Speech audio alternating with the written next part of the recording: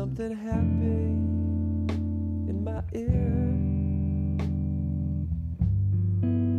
Just a sedative to make me disappear. I am so tired of seeing love. 10 heures passées d'1 minute, toujours en direct donc pour ces matinales de la distribution 5e du nom, en digital évidemment cette année pour des raisons que vous comprenez bien. Ça fait déjà une bonne heure qu'on est ensemble, il nous reste une petite heure. Voilà, on a fait la moitié de cette webconférence. On a structuré encore une fois les différentes tables rondes avec d'abord le cadre réglementaire. On a été assez clair là-dessus. On a parlé encore une fois des produits. Maintenant, on parle justement de l'intérêt, de l'appétence des investisseurs, quels qu'ils soient pour les fonds durables. Les comportements, encore une fois, des différents investisseurs sur les divers marchés. Et on commence avec vous, Jean-François Bay. Bonjour. Bonjour David. Merci d'être là, directeur général de Cantalis. Là, encore une fois, vous avez pas mal de chiffres à nous donner sur les tendances relatives donc, à la fois à la commercialisation des fonds durables, des fonds ESG en France, mais pas seulement, aussi en Europe. Et voilà, et puis sur cette appétence, c'est ça l'idée, l'appétence, l'appétit qui est là, mais on veut des chiffres sur ces fonds durables. Je suis là pour vous donner des chiffres. Déjà, bonjour, merci de m'inviter. Je reprendrai la remarque de Philippe Sourla de l'AMF, directeur de la gestion d'actifs. Vous avez suivi depuis le début hein. On a suivi, c'est bien, ça. Et il parlait d'explosion. Et donc nous, chez Cantalis, on parle de vagues vertes ou de tsunami qui vient en fait déferler sur l'ensemble des marchés. Mais qui en pourcentage ne pèse, on l'a vu avec Morningstar, que quelques pourcents, même si en 2 ans, on a du x2. Oui, alors quelques pourcents, je vais y revenir. Pour vous donner quelques idées, il y a 2 ans, on était à 600 milliards d'actifs sous gestion, 800 milliards l'année dernière, on est à peu près à 1000 milliards aujourd'hui. C'est 15% de l'industrie qui bascule, qui est en ISR, donc en fonds ISR. Au niveau européen, on sera très rapidement à ce rythme-là, à 20%, 25% dans quelques années. Donc, c'est-à-dire qu'on se dirige vers un quart des actifs gérés en Europe sous format ISR. Donc, c'est énorme. Il y a une bascule, donc on le voit bien, c'était confidentiel, institutionnel, ça devient mainstream. Il y a une bascule aussi récemment, c'est-à-dire que dans un environnement compliqué pour l'industrie, la gestion d'actifs. Il y a eu 300 milliards de collectes en 2020 avec 200 milliards sur des fonds monétaires. Donc, c'était une année un peu difficile sur les fonds actifs. C'est énormément de collectes sur les fonds ISR. C'est-à-dire qu'en fait, on a un vrai scénario en cas. C'est-à-dire que sur les fonds actions, vous avez quelques chiffres derrière vous qui vont passer.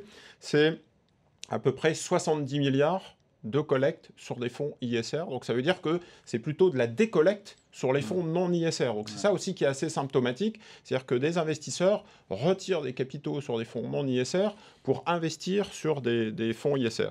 C'est ce qui explique le tsunami. C'est ce qui explique le tsunami. Parce que ce n'est pas juste une collecte naturelle, c'est aussi lié à une décollecte des fonds non ISR. Exactement, c'est ce qui explique une transformation de l'industrie. Voilà. Donc c'est vraiment une période darwinienne pour l'ensemble de l'industrie. On est sur Fund Global, donc on parle de l'industrie des fonds en Europe. Et c'est aussi de manière, on le voit bien, très rapide et très violente. Il faut s'adapter à un peu une météorite qui vient de s'écraser et qui impacte l'ensemble de l'écosystème. Donc là, on a une vraie vague verte qui impacte l'ensemble de l'écosystème. L'écosystème aussi, on le voit bien, c'est-à-dire que dans la collecte, je disais, ça se passe bien et les fonds ISR sont très successful. C'est aussi pour des raisons de performance. On a parlé tout à l'heure avec Guillaume Anguet et Robeco. C'est sur les 3 dernières années, plus 2% de performance supplémentaire, donc de surperformance des fonds actions ISR par rapport aux non-ISR. Et avec un niveau de volatilité, un niveau de risque plus faible. Et avec, donc, on a un peu le smart beta, c'est-à-dire que c'est plus performant, moins risqué et meilleur pour la planète. Avec un biais sectoriel, il faut quand même le rappeler aussi. On l'a évoqué. Exactement. L'autre élément qui est assez intéressant, c'est une bascule aussi vers une offre de plus en plus impactante. C'est-à-dire que la plupart du temps, on a des fonds ISR au sens large. Je suis, en tant que société de gestion, en train d'intégrer des critères ESG. En fait, de plus en plus, la société de gestion et aussi le consommateur, l'investisseur, on l'a dans les chiffres sur Cantalis, ne veut pas forcément d'ISR global, c'est plus 7% de collecte cette année, mais il veut de l'environnement, c'est plus 26%. Il ne veut pas forcément du best in class, c'est-à-dire les moins mauvais, il veut de l'impact et du thématique, plus 35%. Sur les thématiques, je vous en donne 3, les 3 premières, c'est x2 sur les actifs gérés sur l'énergie renouvelable. Donc on a des actifs qui ont été multipliés par 2 sur 2020. C'est énorme. Numéro 2, c'est le climat. Numéro 3, c'est tech et ESG, c'est-à-dire que l'investissement dans des valeurs digital tech qui favorisent la transformation ESG, l'impact sur la planète. D'autres éléments, enfin, pour expliquer cette bascule, je le disais, c'était très confidentiel, c'est très institutionnel. Aujourd'hui, ça devient retail. Premier chiffre, MIFID 2, les conseillers financiers, 15% des portefeuilles gérés et conseillés sur Cantalis, donc c'est 250 000 portefeuilles qui sont suivis sur Cantalis, 15% des actifs sont investis par des banquiers privés et des gérants privés sur des fonds ISR. Donc ça ne touche pas que des institutionnels, ça touche aussi des conseillers et des banquiers privés. Autre élément pour faire le lien avec Philippe Duterte qui va intervenir après moi, c'est que l'assurance vie est un vecteur très important quand on parle d'épargne et de placement en France, c'est forcément l'assurance vie. L'assurance vie, 100% des contrats d'assurance vie aujourd'hui référencent des fonds ISR. Alors vous allez me dire, c'est la loi, c'est obligatoire depuis le 1er janvier 2020, la loi Pacte, donc c'est un petit peu normal.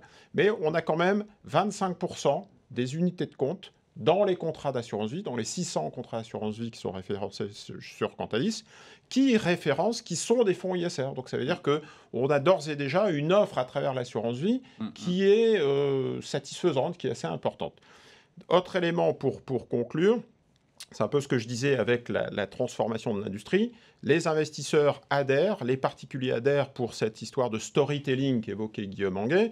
C'est-à-dire qu'en fait, les sociétés de gestion doivent de plus en plus être engagées et avoir des offres de plus en plus précises. Et on a cet engagement, cette granularité qui est de plus en plus forte pour pouvoir faire le lien entre mes investissements et le financement et le besoin de financement. Vous avez peut-être vu sur la bourse de Paris, c'est plutôt en faveur de Neoen, Voltalia, McPhy qui fait plus 500% depuis le début de l'année, ou Schneider Electric pour des grandes valeurs. C'est dans l'hydrogène. C'est dans l'hydrogène, et un peu moins sur des grandes valeurs fossiles pétrole. Si vous regardez Morel et Prom, Valourec, Esso, ou Total, ou CGG, c'est un petit peu la Bérésina sur les valeurs pétrole. Donc on a un vrai engagement de l'ensemble de l'industrie et notamment des investisseurs qui peuvent faire le lien entre leurs investissements et les valeurs qui sont financées. On parle d'effet Covid ou pas dans ce tsunami vert? Alors, il y a forcément un effet Covid. Il y a un effet d'accélérateur de particules. Il y a aussi très clairement un mouvement qui était structurel. Je disais en 2008, c'était 600 milliards. En 2019, c'était 800 milliards. Donc, on a augmenté, alors même qu'en 2019, on ne parlait pas d'effet Covid. Donc, ça vient accélérer ce mouvement, cette prise de conscience, à la fois pour des investisseurs et à la fois pour des producteurs, des gérants. Merci Jean-François. On passe la parole à Philippe Duterte pour AG2R La Mondiale, directeur des investissements et du financement. Sur cette demande de produits d'investissement durables, comment vous en pensez quoi de cette vague verte, de ce tsunami vert, et notamment du rôle de l'assurance vie, du rôle qui est joué par l'assurance vie en France? Vous en pensez quoi du point de vue de l'AG2R La Mondiale? Du Tertre.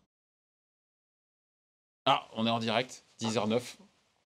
On n'a pas filmé. Pourtant, je vous ai vu tout à l'heure. Vous m'entendez? On vous entend, ce qui est déjà ça. Ce qui est déjà ça. On a. Ok. Ah là, maintenant, on a l'image et le son. Bienvenue. Bon. Bienvenue et merci de m'accueillir parmi vous. Il y a 46 ans, René Dumont, candidat à la présidentielle en 1974, montre un verre d'eau à la télévision pour dire un jour on va manquer d'eau. En 87, Midnight Oil lance un appel un peu subliminal à l'époque, un réveil écologique sur le thème How can we sleep when our beds are burning? En 2002, c'est Jacques Chirac qui nous parle de cette maison qui brûle. J'ai écouté Jean-François et j'ai le sentiment que cet appel, quelque part, il a été entendu à un moment en 2020 où précisément l'investissement responsable semble avoir enfin rendez-vous avec son public, et ce notamment dans le cadre de la loi Pacte. Alors comment faire en sorte que ce rendez-vous soit réussi, que ce ne soit pas le rendez-vous de la Lune avec le Soleil, et le Soleil ne savait pas, et la Lune n'était pas là, comme le chantait Charles Trenet. Donc, effectivement, la loi Pacte est une obligation de mettre en rayon des produits responsables, verts, solidaires. Ça a commencé en janvier 2020 et avec une perspective euh, qui nous mène début 2022 où là, il faudra avoir les trois. Yeah, on a perdu Philippe. Donc je continue. Oui, ça y est, on vous retrouve. Et là, il y a effectivement l'assurance, les assureurs sont clairement, je dirais, attendus. Alors que font-ils et où en est-on? Je vous engage à lire un rapport récent publié par la Fédération française de l'assurance, qui est à l'occasion du Climate Finance Day, qui est l'assurance et la finance durable. Alors, l'assureur, c'est un investisseur, c'est son métier, un investisseur institutionnel à long terme. C'est aussi un distributeur de solutions d'épargne. Alors, sous l'angle investissement, il y a 92 milliards d'investissements verts, plus 50% par rapport à l'année dernière. Et sous l'angle de la distribution des unités de compte, on comptait fin 2019 près de 25 milliards d'euros d'unités de compte responsables, vertes, je dirais, ou solidaires. J'anime au sein de la FFA un groupe de travail qui est dédié à ces questions, ESG climat, et précisément la campagne 2019 à 2020 était dédiée à cette question de l'assurance vie responsable, verte et solidaire. Nous avons à cet égard publié fin juin, début juillet, un guide pour aider les professionnels à structurer une réponse, une offre correspondant, je dirais, à la loi Pacte. À cette occasion, j'ai eu le bonheur d'écouter Jean-François nous parler de l'offre dont il était porteur, et quels sont un peu les grands enseignements pour que précisément le rendez-vous soit réussi. Hein. On se souvient, il y a 10 ans, ce film, moi, la finance et le développement durable, où le constat était que les conseillers étaient incapables de parler à l'époque d'un produit qui s'appelait le livret de développement durable. Et c'était un constat d'échec majeur à l'époque. Alors, ce qu'on a retenu, c'est qu'il fallait construire une offre qui soit lisible par l'ensemble des acteurs de la chaîne jusqu'au conseiller et du client final. C'est quelque chose de très important. Et deuxième. Là, on a reperdu Philippe, décidément, la connexion n'est pas bonne. On ne vendait pas. On ne vend pas un fonds action comme on vendait une SICAV monétaire, on ne vend pas des unités de compte comme on vend le fonds général. Il y a un énorme effort de formation. Il faut une volonté de leur politique de mettre en avant, en tête de gondole, ces produits, et pour, je dirais, les vendre, il faut former les réseaux. Je voudrais, et j'espère que vous m'entendez toujours, terminer par. Je voudrais partager avec vous un rêve. C'est le rêve de Gordon Gekko, qui en 87 disait dans Wall Street, Greed is good. Et il rajoutait For lack of a better solution. Bien peut-être qu'aujourd'hui, il dirait Greed is good, we've got a solution. Voilà ce que je voulais partager avec vous dans le cadre de cette table ronde. À vous, Cognac J. On peut dire aussi que green is good aujourd'hui. Hein. Non, Philippe? Non, et on finit là-dessus juste sur l'investissement de conviction. Juste, vous en pensez quoi sur l'idée qu'il y en a qui surfent sur la tendance et d'autres qui ont cette conviction ESG chevillée au corps? Vous en pensez quoi? Peut-être que j'ai tort de poser la question. Peut-être qu'on a perdu Philippe.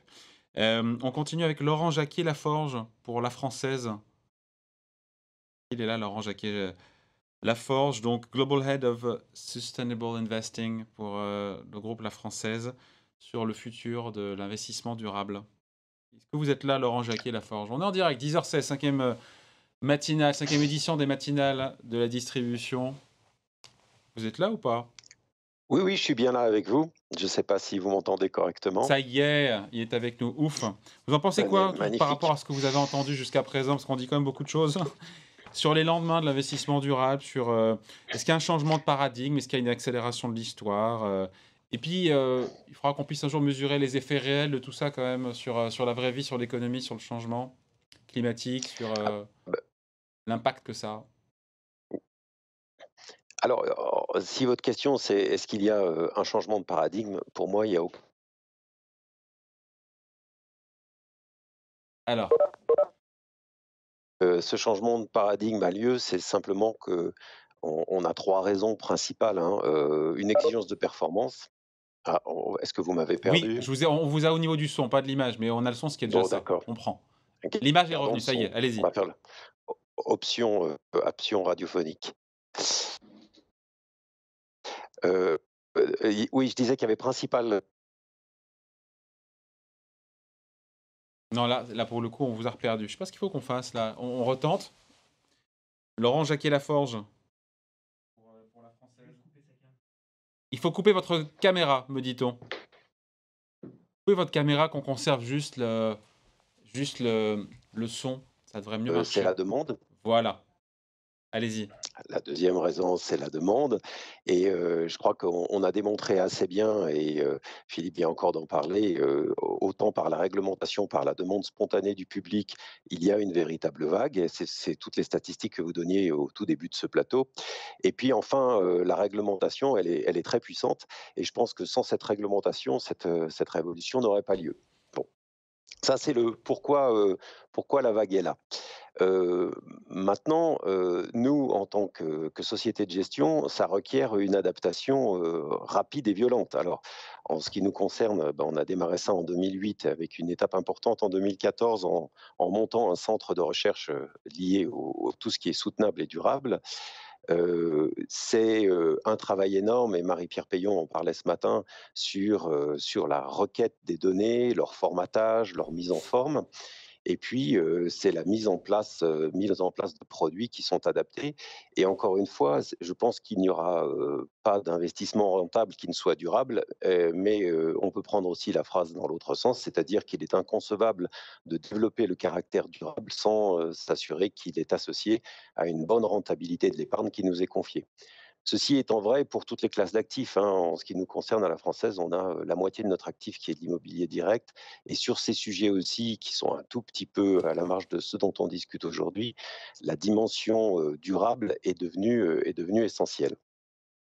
Donc voilà pour la 1re partie. Donc mesure de changement de paradigme sans aucun doute. Avec ensuite, en matière de rentabilité, les évolutions habituelles. C'est-à-dire que le problème, n'est pas tellement le statut d'une société, est-ce qu'elle est propre ou pas assez ou trop carbonée? La question est: est-ce que les choses évoluent dans le bon sens? C'est-à-dire qu'en fait, le problème, c'est moins de sélectionner les bons contre les mauvais, mais plutôt ceux qui s'améliorent contre ceux qui se détériorent et c'est en général dans cette condition et sous cette condition qu'on peut, aller chercher une performance financière associée à cette évolution. C'est pour ça que au centre de notre, démarche, il y a la notion de transition et c'est bien aussi pour ça qu'il y a, beaucoup d'intérêt pour les labels ISR tels qu'ils se présentent aujourd'hui et probablement moins d'intérêt pour les labels strictement verts qu'on a évoqués tout à l'heure, hein. On a parlé de Greenfin et puis, Philippe Soulas parlait de l'écolabel. Il faut bien comprendre que si on est d'ores et déjà à 100% vert aujourd'hui, le potentiel d'amélioration est relativement faible. Donc il faut financer la transition énergétique, il n'y a aucun doute sur le sujet. Mais il faut s'occuper aussi de ceux qui sont les moins vertueux aujourd'hui et qui se sont engagés sur la voie d'une amélioration de leur situation, par exemple en matière d'émissions carbone. On peut parler aussi d'un autre sujet qui n'a pas été abordé jusqu'à présent. Oui. On a parlé des produits, à connotation transition, voire des produits verts comme je l'évoque à l'instant. Il faut aussi, je crois, parler, de façon plus systématique, d'allocation d'actifs. Alors pourquoi est-ce que je parle d'allocation d'actifs? On dit que c'est vrai pour un institutionnel, mais au fond, c'est aussi vrai pour un client privé qui va engager son épargne souvent en matière d'assurance pour au moins 7 à 8 ans plutôt 8 ans pour des conditions fiscales, mais aussi parce que spontanément, une fois que l'allocation est faite, elle a tendance à peu bouger. Or, on sait que l'allocation de l'actif de long terme, c'est la principale source de performance, Ouais. loin devant l'allocation tactique ou la sélection des investissements eux-mêmes. Or, pour nous, clairement, le problème du réchauffement climatique lié aux effets de gaz à effet de serre pose cette question de la tragédie des horizons qui avait été développée par McCartney et qui, en fait, met en lumière la nécessité de prendre des durées très longues. Et alors, je ne rentre pas dans les détails sur les taux d'actualisation et autres, mais finalement, quand on parle de très long, il faut quasiment 80 ans pour arriver à mesurer les effets des dommages du réchauffement climatique. Donc, quand on parle de long terme, ça en est un cas évident. Et cette allocation stratégique, elle se fonde sur des hypothèses économiques qui sont en fait liées à l'observation de l'histoire. Or, si on pense qu'il y a un changement de paradigme, il faut imaginer des approches qui ne tiennent plus compte de l'histoire, mais plutôt de scénarios futurs. Alors, nous sommes des financiers, et des gens ont travaillé avant nous, hein, qu'il s'agisse de l'IAE ou qu'il s'agisse du GIEC lui-même. Nous avons des scénarios scientifiques. Ces scénarios scientifiques ont été analysés par des universitaires, voire des prix Nobel d'économie en matière d'impact socio-économique, hein. C'est ce qu'on appelle les socio-economic pathways, qui nous donnent différentes capacités à réagir à ce réchauffement climatique. C'est important, hein, le réchauffement climatique, parce que finalement, les questions de gouvernance et d'égalité hommes-femmes, elles seront, j'allais dire, mises au second rang Ouais. si on a du mal à respirer et que la moitié de notre planète devient inhabitable. Donc c'est un sujet central, essentiel, et c'est ce qui fait aussi, quand je regarde vos statistiques, la perception qu'ont les investisseurs de l'importance de la finance climatique, simplement parce que c'est une question absolument vitale. Et voilà pourquoi beaucoup d'investisseurs, et même particuliers, comme vous le faisiez remarquer, s'intéressent particulièrement à ce thème. Donc voilà, il faut, à notre sens, on n'a pas les réponses à toutes ces questions, bien sûr, puisque il s'agit de quelque chose de relativement novateur, qui ne peut plus s'appuyer sur le passé, puisqu'on est bien un effet de changement de paradigme. Et donc, il faut tester différents scénarios qui sont la capacité des pays à coopérer, d'où l'importance des élections américaines ou pas. Et est-ce qu'ils sont capables de coopérer dans un respect des ODD, en fait, ou fixés par l'ONU, ou Ouais. est-ce qu'on se retrouve dans une forme de compétition entre les pays? De la même façon, n'oublions pas que notre dernier cycle de croissance, qui est quasi Kondratiev, puisqu'il est de 50 ans, depuis la fin de la Deuxième Guerre mondiale, associe la croissance du PIB et des grandes valeurs économiques au prix de l'énergie et à la disponibilité de l'énergie. Si on passe d'énergie fossile à un début d'énergie renouvelable, on comprend bien que les questions géopolitiques se modifient, on comprend bien que les notions de croissance se modifient, donc l'allocation d'actifs doit se modifier. Elle aussi. En ça, on est vraiment face Oui. à un changement de paradigme, ce qui est une façon de répondre à votre question. Bon, merci en tout cas, merci Laurent Jacquier-Laforge. On a des questions, il est 10h24 évidemment. Question sur, y a-t-il une dépendance de la commercialisation des fonds durables au secteur de l'assurance? Allez, Jean-François, elle est pour vous celle-là. On va dire que oui, évidemment, vu Ouais. la masse des capitaux qui sont en jeu. Ouais, je pense qu'il y a deux approches différentes. Il y a une réponse un petit peu réglementaire, obligatoire. Je suis obligé, depuis le 1er janvier, d'avoir des UC vertes.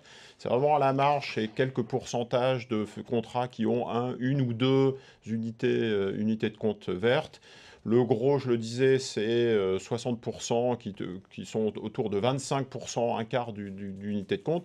On a des vrais engagements, on a des vrais contrats qui se montent sur une offre vraiment responsable. Et là-dessus, j'aurais tendance à en profiter pour parler du futur de la gestion ISR, du futur de l'ESG. Parce que si tout le monde bascule sur des fonds ISR, qu'est-ce qui va se passer? Et je pense qu'il ne faut pas se tromper de débat et de positionnement. C'est un peu comme quand vous parlez du bio, vous vous ne faites pas un peu du bio, vous ne faites pas du bio avec un peu de produits chimiques. L'investisseur bascule tout de suite dans du 100% bio. Et sur l'ISR, c'est pareil. On va avoir des investisseurs qui ont horreur de l'eau tiède et qui vont se positionner sur de l'eau chaude avec des fonds de plus en plus engagés. Les distributeurs et les assureurs vont devoir, et donc les distributeurs, l'ensemble de la chaîne et donc les sociétés de gestion vont devoir suivre sur des fonds de plus en plus chauds, de plus en plus engagés, de plus en plus précis. Donc ça, c'est pour moi le futur de l'ISR. Et je rejoins aussi la deuxième chose ce que vient de dire l'intervenant de la Française, c'est qu'on aura un impact sur toutes les classes d'actifs. Aujourd'hui, 50% des actifs fonds ISR sont en actions, 25% en monétaire, parce que c'est des fonds monétaires institutionnels. Il va y avoir une bascule sur des fonds diversifiés. Les fonds diversifiés sont un peu inexistants, alors que c'est quand même pour beaucoup le cœur de portefeuille des ménages. On peut parler aussi de l'immobilier. La Française est bien placée pour le savoir, donc l'immobilier et l'ISR. On pourrait parler du private equity. Est-ce que l'offre BPI aujourd'hui qui est proposée dans les réseaux est ISR? Donc c'est l'ensemble en fait des classes d'actifs qui vont devoir se positionner par rapport à ce nouveau paradigme. Bon voilà, merci. On a pris encore une fois un peu de retard, mais c'est pas grave, c'est pour la bonne cause. Merci à vous, Jean-François Bay, donc directeur général de Cantalis. Merci aussi à Philippe Duterte pour AG2R La Mondiale et Laurent Jacquier-Laforge pour La Française.